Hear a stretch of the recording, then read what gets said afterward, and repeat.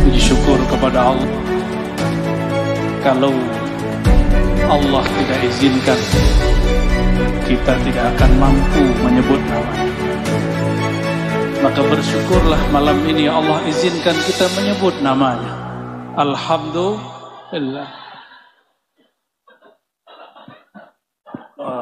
Ada Gus Miftah. Marhaban Gus Miftah.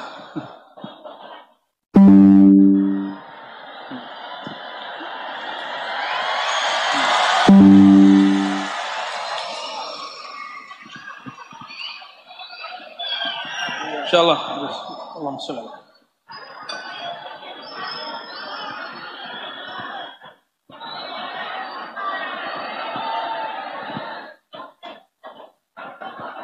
Allahumma shalli ala Sayyidina Muhammad. Oke. Waktu saya juga tidak panjang karena sudah ada Gus Miftah. Labas. Saya diminta untuk berbicara mengenai khasa'is haul. Keistimewaan haul. Di dalam hadis Imam Muslim, coba perhatikan nih hadis. Kalau tadi yang dibaca nama beliau, sekarang kalamnya. Apa kata beliau?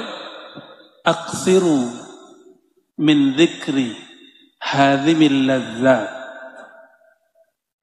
Perbanyaklah ingat sesuatu yang dapat memutus rasa kelezatan duniawi. Al-maut. Siapakah itu?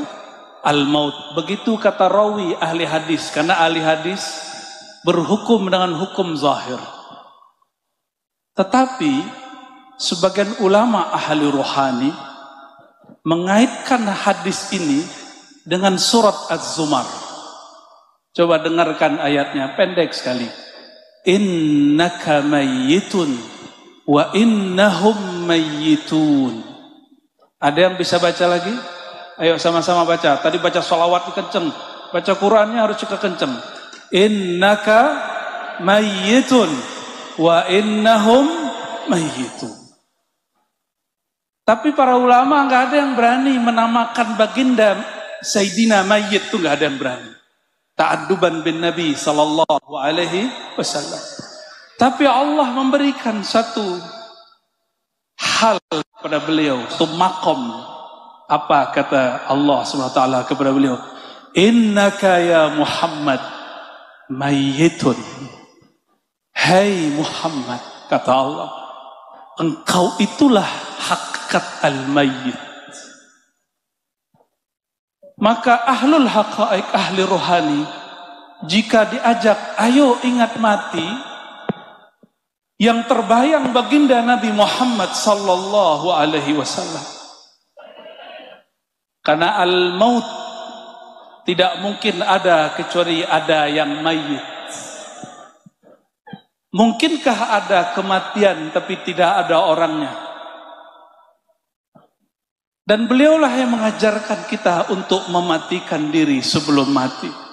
Ini yang dikatakan Sayyidina Umar, mutu qabla an tamutu. Hendaklah engkau mayitkan dirimu sebelum engkau betul-betul jadi mayit. Maka jika disebut akthiru min dzikri hadhimil ladzat, perbanyak ingat yang dapat memutus kenikmatan duniawi, kenikmatan fisik.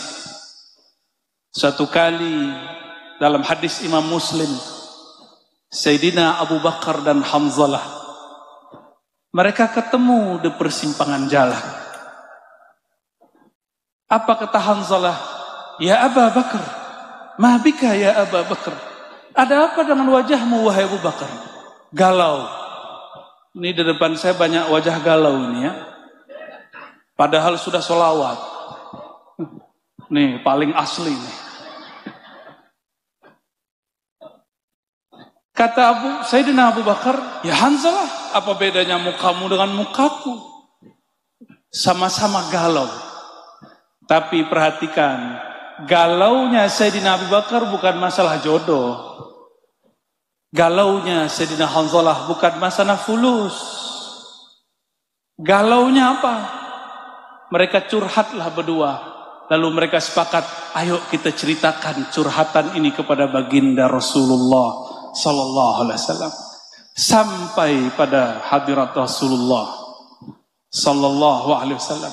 Apa kata Sayyidina Abu Bakar? Ya Rasulullah, kalau kami hadir bersama engkau, nikmat dunia putus. Itulah hadhimul ladzah. Kalau kami datang kepada engkau wahai baginda, kami lupa dengan keluarga, lupa dengan pekerjaan, lupa semuanya.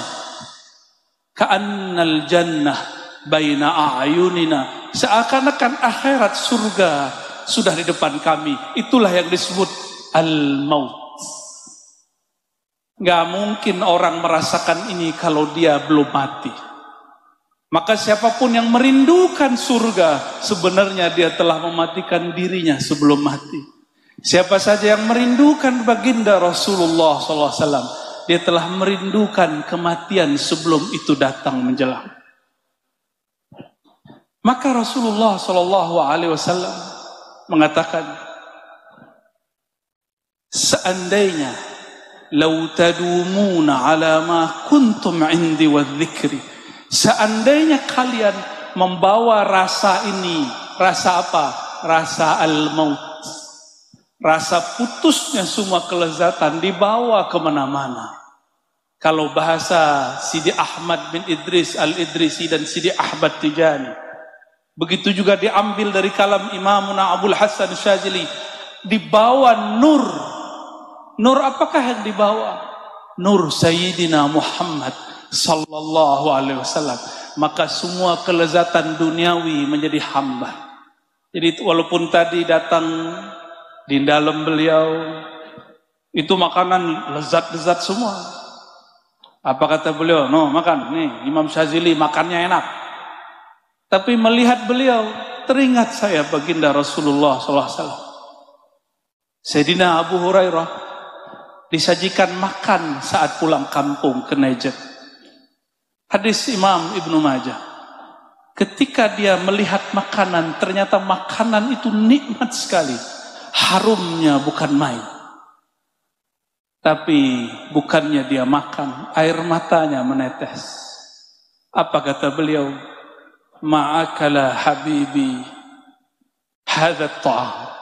Kekasihku baginda Rasulullah SAW tidak pernah makan seenak ini. Itulah beliau Sayyidina Muhammad SAW. Maka berhaul, haul itu berarti hitungan 1 tahun. Berhaul itu mengingat pewaris-pewaris baginda Rasulullah SAW yang sudah berpindah alam. Seperti disebutkan oleh Sidi Syekh Abdul Qadir Jilani dalam Fathur Rabbani. Apa kata beliau? Haqa'iqul awliya. Lebih kurang begitu ibaratnya. Silakan diluruskan nanti jika kurang tepat.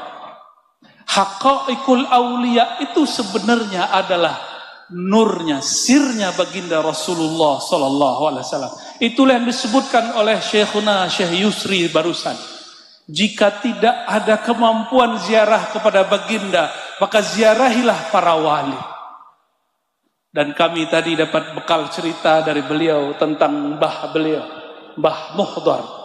Tapi saya nggak beri nanya satu, Pak Kiai, satu hal. Namanya kok semuanya nama habaib, Muhdar gitu.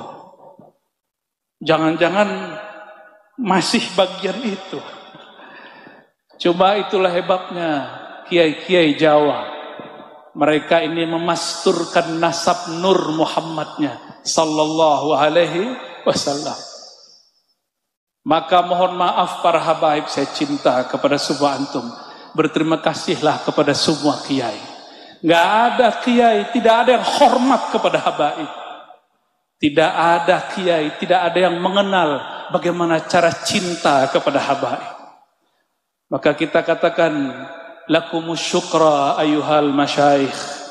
Wahai para kiai, terutama guru kita. Semoga Allah membalasi engkau sebaik-baiknya, sesempurnanya. Amin ya rabbal alamin. Oleh karena itu, menghaulkan seorang wali, seorang kiai. Ya kiai itu ya wali, mau cari wali kemana lagi? Kata imam kita Syafi'i, yang hadir ini mazhabnya Syafi'i bukan? Syafi'i. Kita ini Syafi'i semua. Akidah kita Ahlussunnah Asy'ariyah semua. Imam Asy'ari bermazhab Syafi'i. Kata Imam Syafi'i, "Illam yakunil ulama awliya, famanil awliya?" Kalau bukanlah ulama kiai itu yang wali, terus wali siapa lagi? Jadi jangan bayangkan wali tinggal di atas gunung doang. Itu petapa. Jangan dibayangkan wali tinggal di atas di hutan-hutan, itu belum tentu. Siapa tahu orang semedi atau orang melarikan diri. Wali itu baina azhurina, ada bersama kita. Inilah kalam penutup saya. Imam Ibnu Athaillah mengatakan, subhana maha hebat man satara sirral khususiyah bi zawahiril bashariyah. Sungguh hebat Allah Ta'ala yang menyembunyikan sir kewaliannya dengan zahirnya manusia biasa. Manusia biasa sakit gak? Orang datang ke kiai, ke wali minta sembuh, tapi sang walinya sakit. Ada orang tengkar suami istri ingin islah datang ke kiai, sang kiai juga dibentak-bentak sama istrinya.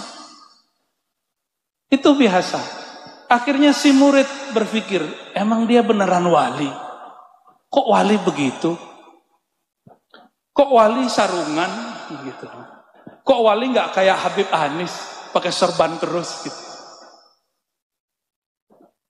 Itu pertanyaan-pertanyaan awam. Wali nggak begitu. Wali itu urusan Allah. Ada wali berserban, ada yang tidak berserban. Nah, itulah kalam Imam Ibnu Athaillah yang menjadi masyrab ruhani beliau. Sungguh hebat Allah Ta'ala menyimpan para walinya dengan sifat-sifat manusiawi. Dia berusaha, dia kerja, dia sehat, dia sakit, dia nikah, dia konflik, dia punya masalah, dia juga berdosa. Orang awam akan berkalam, masa wali berdosa? Itu murid ketipu. Yang enggak berdosa itu nabi, bukan wali. Maka kalau kiai kita, guru kita, habib kita ada kesalahan, kesilapan, berarti dia beneran wali. Karena kalau enggak pernah salah berarti ada nabi setelah Nabi Muhammad SAW. Mungkin enggak? Adakah nabi setelah Nabi Muhammad SAW? Maka tidaklah pantas seorang murid, seorang jamaah, seorang santri mengkultuskan gurunya setara dengan Nabi. Kita ta'zim, tapi kita tetap katakan beliau itu manusia. Semoga yang hadir malam ini Allah catat namanya sebagai pecinta wali-wali Allah. Siapa yang cinta wali-wali Allah berarti cinta baginda Rasulullah SAW. Itulah yang disebut wasilah tawassul. Siapa yang tidak punya wasilah, lam yasil ilal mausul, tidak akan sampai kepada ujungnya, yaitu baginda Nabi Muhammad sallallahu alaihi wasallam.